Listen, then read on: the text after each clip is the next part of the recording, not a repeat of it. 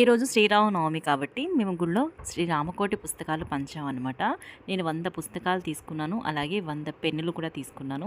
పుస్తకం ఇచ్చినప్పుడు పెన్ను కూడా ఇస్తే బాగుంటుంది రాయడానికి అనేసి. మీ అందరికీ శ్రీరామనవమి శుభాకాంక్షలు.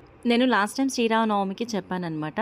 వచ్చే శ్రీరామనవమికి మనం రామకోటి పుస్తకాలు పంచుదాము అనేసి అనుకున్నాము, నేను మా వారు కలిసి.